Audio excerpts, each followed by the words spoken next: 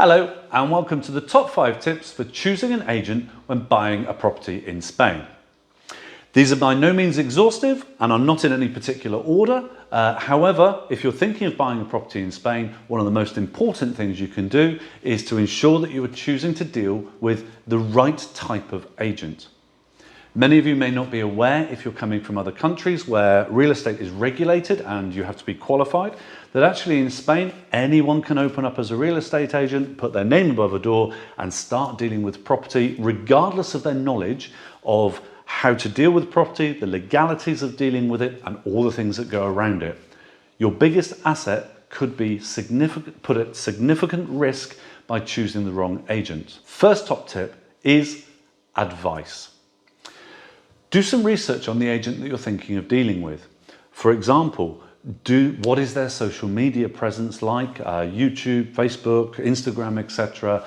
Are they putting out free advice to help you with your buying decision and to give you the knowledge that you might need to avoid the risks and pitfalls of buying in Spain? Are they giving all of this advice free to you without expecting anything in return other than just to help? If they are, that's probably a good sign. If they're not, what are they hiding from you? Number 2, the first response. If you're having a conversation with an agent and you can smell commission breath, which you can do down the phone, rather than them offering to be helpful, I would avoid that agent like the plague. The first response will often give you a very good indication of how you're going to be dealt with further down the line. Do they respond within 24 hours to your email? Do they answer the phone and respond to your messages when you call? These are really important things because if they're not responding to you at that stage, imagine what's going to happen if there's a problem or any issues to deal with further down the line. It's going to leave you in a very difficult position. So do look out for that one. Number 3, the full package. Does the agent that you're looking at have a full team that are able to help you and guide you through the process of buying a property? There are a lot of one-person agents who will be working from their back bedroom, but if you look and notice they have 100 properties for available and you've got one person dealing with that, that's an impossible amount of properties for anyone to give a good level of service to on their own.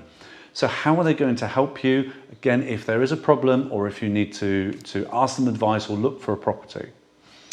Also look out for certain types of agents only work part-time. So if they're only open for 3 or 4 hours a day, that's not going to be much use to you. If you're working, you need to access that agent and get advice, for example, after you finish work, wherever you are.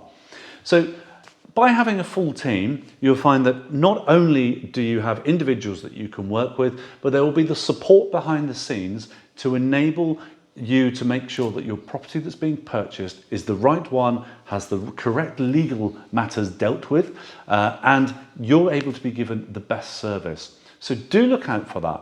I'm in no way saying that every one-man band is not a good agent, but if you combine this with many of the other things that we talk about, you'll be sure to choose the right one.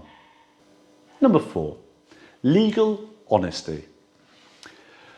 If you've watched any of our videos on what is a legal property in Spain, you'll know that it is quite easy to fall foul of buying a property that is not legal in Spain for you to live in full time. There are a lot of pitfalls with this, and it's really important that the agent is being honest about the legal position of the property.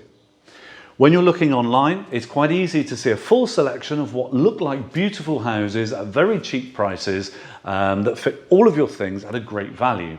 Now, invariably, these are often illegal properties, but when you're talking to the agent, if they're not being very upfront about every piece of the legal process of the property and are not able to provide you with the documents such as the nota simple, the escritura, and the catastro, then I would steer clear of the agents that are not able to give you all of that information upfront and immediately. Number 5, choose an agent that is part of a recognized group as subscribing to a proper code of ethics. You may see here on the wall, I don't think you'll be able to read that from the camera, but this is the Código Ético de los Realtors, which is the code of ethics for realtors. Here we're a member of CIRA, which is the Spanish International Realty Alliance, and we're also a member of Realtor, which is an international membership. Everyone subscribes to a code of conduct and agrees to operate their business in a very strict and specific way that is in the best way for the consumer. If your agent is not a member of any group where they subscribe to a code of ethics, then I would be wary, because they could fall into that category of the cowboy agent who isn't really interested in being part of something that has a code of ethics.